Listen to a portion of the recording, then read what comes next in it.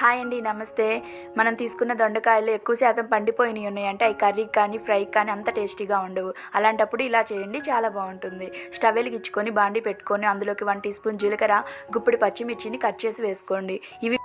ఇవి బాగా వేగిన తర్వాత ఇందులోని దొండకాయలను కట్ చేసి వేసుకొని ఒకసారి మొత్తాన్ని కలుపుకొని మూత పెట్టుకొని మగ్గించుకోవాలి. ఇవి మగ్గేటప్పుడే 1 టీ స్పూన్ ధనియాలు కూడా వేసుకొని నూనెలో వేయించుకోవాలి. ఇవి మొత్తం నూనెలో బాగా వేపుకున్న తర్వాత స్టవ్ ఆఫ్ చేసుకొని కొంచెం చింతపండు, 1 టీ స్పూన్ కల్లుప్పు వేసుకొని బాగా కలుపుకొని పూర్తిగా చల్లారనివ్వండి. దీన్ని నేను రోట్లో ప్రిపేర్ చేస్తున్నాను. మీరు కావాలంటే మిక్సీలో కూడా వేసుకోవచ్చు. ఇలా రోట్లో ముందుగా పచ్చిమిర్చిని, వెల్లుల్లిపాయలని దంచుకున్న తర్వాత దొండకాయ ముక్కల్ని కూడా వేసుకొని కోర్సుగా దంచుకోవాలి. పచ్చళ్ళు ఎప్పుడు కోర్సుగా ఉంటేనే బాగుంటుందండి, పేస్ట్ లాగా ఉంటే అస్సలు బాగోదు.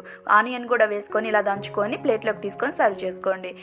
టిఫిన్స్లోకైనా రైస్లోకైనా ఇది చాలా బాగుంటుందండి. ఒకసారి మీరు కూడా ట్రై చేయండి.